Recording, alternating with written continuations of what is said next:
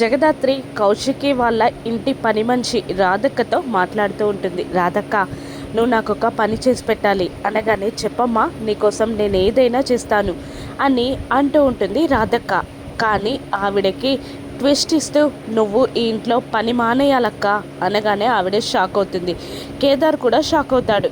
ఏంటి, అక్కని ఇంట్లో పని మానేయమనడం ఎందుకు అని అంటూ ఉండగా, అవును కేదార్, అక్క ప్లేస్లో మరొక వ్యక్తిని పని మనిషిలా ఇంట్లోకి తీసుకురావడానికి అనడంతో, అక్కను పని మానించి మరొక వ్యక్తిని ఇంటికి తీసుకురావడం ఏంటి అని అడుగుతుంటాడు కేదార్. పని మనిషిగా రాబోయేది ఎవరో కాదు కేదార్, మా అత్తయ్య రాగిని. పని మనిషిలా ఈ ఇంటికి వస్తే నిషి వాళ్ళకి ఏ డౌట్ రాదు అని జగదాత్రి చెప్పగానే ప్లాన్ అర్థమయ్యి కేదార్ నవ్వుకుంటాడు. ఇక రాధక్క కూడా జగదాత్రి చెప్పిన ప్లాన్కి ఒప్పుకుంటుంది.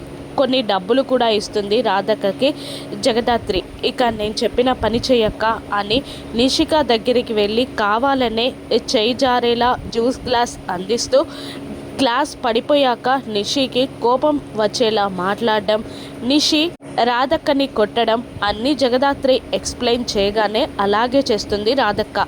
అనుకున్నట్టుగానే రాధక్కని నిషిక కొడుతుంది. దాంతో కోపంతో ఊగిపోతూ రాధక్క బయటికి వెళ్ళి ఆ పని మనిషిల యూనియన్ని తీసుకొని వచ్చి ఇంటి ముందు ధర్నాకి దిగుతుంది. పైనుండి నిషిక, వైజయంతి, యువరాజ్ అంతా గమనిస్తూనే ఉంటారు.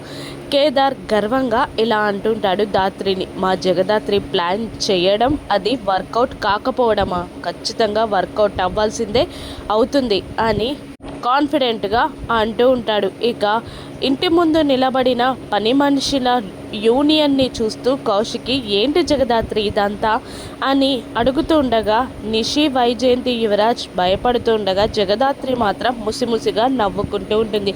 ఇప్పుడు రాగిణిని ఇంట్లోకి ఎలా తీసుకొస్తుందో దాత్రి రాను ఎపిసోడ్స్లో చూద్దాం. Thank you for watching.